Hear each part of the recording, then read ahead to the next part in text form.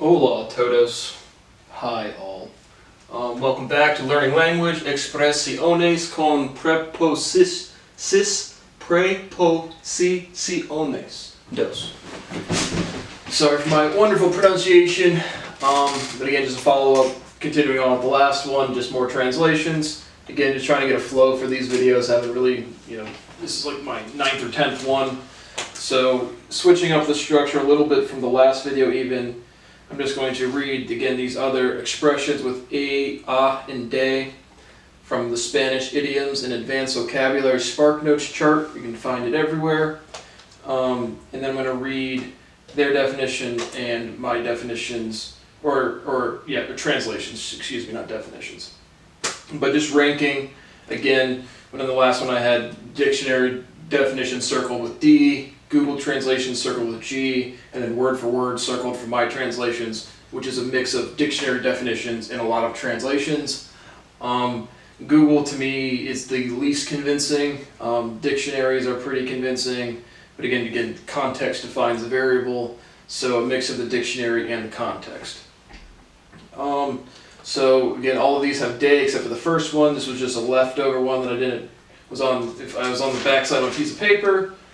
Base seis. There was no base seis in the dictionary at all. But if I just typed in just base seis to Google, it says times, and all of the translations are two. And then on here it says sometimes. So 2 times, like T-O, not the number, T-W-O, 2 times. That was the only definition from Google, and that was not convincing to me, so I just have a conjecture. Vase, time, vases, bases, base, bases. Is that related? I don't know. De acuerdo, from or of. Again, they have because of, or no, they have in agreement. De is always from or of. All of my translations really default to from except for 1 or 2. For here I have from or of agreement. And that was agreement word for word for the dictionary. So I'll agree with that one. De aquí en adelante. Adelante. Ante, elante, adelante. From here in forward. From here in forward. They have from now on. Right? From here on out. From here in forward. Just more thoughts on the use of sobre versus en. Again, to me, en always strikes me as in, not because of English, because of the translations I've done. Sobre, after looking it up rigorously in the dictionary and a lot of translation, it still strikes me as more of like a command, almost just like not a verb, like a labeled a preposition, but I thought it was one-to-one with on, and it's more of like above. But push come to shove, like I don't like using en for on. I would use sobre for on, and en for in.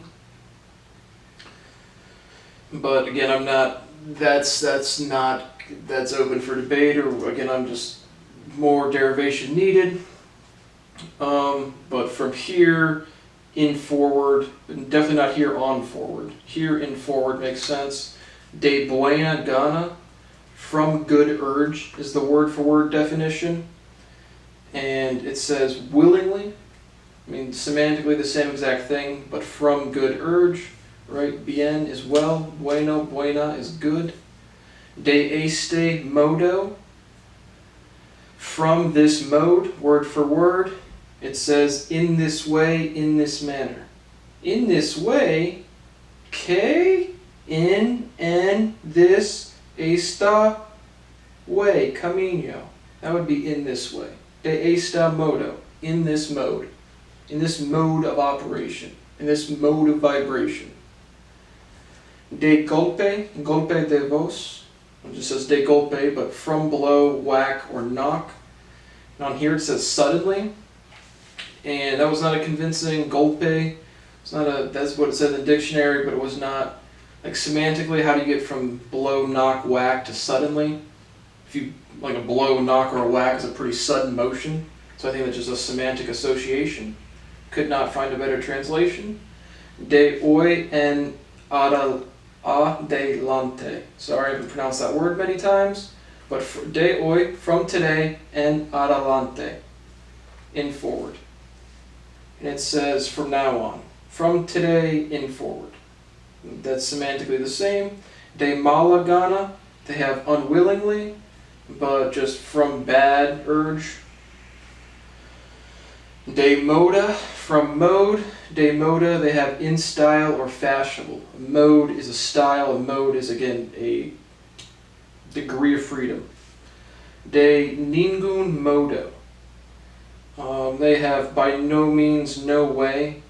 And I have ningun. I've not. Again, I've used the word a bunch, translated the word a bunch. It implies to me just like personality, or it implies subjugation, or it implies. Right? When I just look it up, it says no, but I would translate it from no one mode, like literally a person. Everyone's going to the store. No one's going to the store. Ningun to me has that person implication, but just from no mode. And that is, I have that for me as a semantic word for word translation. And they have by no means, no way. So in their definition, they just don't have any reference to a subject. De nuevo, again, no, from new. Nuevo, from new. From new, each day starts anew. From new, start from scratch, start again. De otro modo, from other mode, right? And then otro, and the last one, what I said otra vez, una otra vez, another time. So otro really kind of goes to other and another. Again, very clear from context. De pie, from foot, word for word. They have, or for de otro modo, they have otherwise, but from other mode. De pie, from foot. Not even, they have from on one's feet standing. De pie, no, from foot. De prisa, they have in a hurry. In the dictionary they have from haste, then hurry. Typically I always go, the first definition is the more, again, agreed upon collectively, societally. But from haste is confusing semantically to me, right? And hasty, I could be sloppy or I could be slow. From a hurry, expedient. Clearly, deprisa. Semantically, it's used, in a hurry. I agree with the semantic definition. I don't agree with the dictionary haste. I think that's a little confusing, and haste is before hurry in the dictionary. Because haste is just a more ambiguous semantic word in English. Right? Haste could mean, right? If I was sloppy, I could have been hasteful. I left in a haste, but I would still say I left in a hurry. Make sure I'm still rolling. De repente. And both the dictionary had the only definition was suddenly, and on here it has suddenly. That was not a convincing repente. And I'll talk more about this at the end, but I just have not a convincing translation. Again, when I say, I'll just talk about it now. What's the difference between repente o subito o abrupto? Abrupto. Again, they all kind of translate back into suddenly, right? But these two, abrupto, subito, suddenly, closer linguistically, letters, clearly with an S. Abrupto, clearly abrupt with an O. But again, when do people in Spanish, again, if I stubbed my toe and I go, oh fuck, that would be a natural context. Like, when do people blurt out these different words? That would establish the definition. And it would give us clearer translations. So repentes don't have a convincing translation. De rodillas. I think they just have suddenly as well. Yeah. But say de rodillas, kneeling on one's knees. No, again, from knees. Para ejemplo. De ella rodillas, de esposa de Mark Cuban, Dio Brad Chupar. From her knees, the wife of Mark Cuban gave Brad suck. It's a great example. De subito, again, suddenly, and again, looking up sudden or suddenly, all of these translations come up in the dictionary, but just from the letter S and the U, I would say subito is closer to literally letter-wise to suddenly. De todos modos, from all modes. They say anyway, anyhow. I don't really like that. De todos modos is from all modes. I would say that, to me, more literally would be in all ways, in all modes. Back to translating it back to English. De vacaciones. They have on vacation. Just says I have. This is the one that I have of vacation. So if I said from vacation, right? If I said I have pictures from vacation, you wouldn't think I'm still on vacation. You might, but I just want to be clear. This is the only one that I have as the de is translated as of, and again, these are phrases. These are taken out of context. In context, the translations. It's either very convincing to one or indiscriminate. It does not matter which semantic translation you take. And then I have the en and sobre, and that's what I talked about again. Just sobre, to me, I default to on, but it's less convincing. The etymology is less convincing than I thought it would be. En is very clear, again, not even linguistically, because it's e to I in English, en to in, but I don't like using en for on. De veras, from, and again, they just have really on here, really, comma, truly. In the dictionary, they just had really, but the dictionary had just, again, the phrase de. Like in the dictionary, sometimes you look up words and it'll just have the phrases in there. A lot of the phrases are in word for word with this, but are not word for word with the actual translations.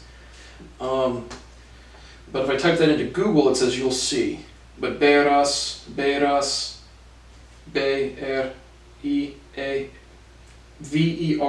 spelling in English. Veras. Again, I like to see again more context, more use before I agree with the translation. Last one, de vez en cuando. From time, in, when. And they have from time to time, but it's from time and when. That's word for word. So again, I just have the base, time, bases, from that phrase. Does that have any relation to base, the use cases of base and veras? Those things all struck me as linguistically, logically, phonetically similar, and could not find good translations. So thank you for watching Expresiones Con Preposiciones 2. And again, this is homework for any native Spanish-speaking people. Again, don't sit down and study. Whenever you blurt out the different words of these three, abrupto, subito, repente, I really think there should be a better definition in a dictionary about repente, and I couldn't find anything else. So thank you for watching Learning the Language, and we'll be back with more soon.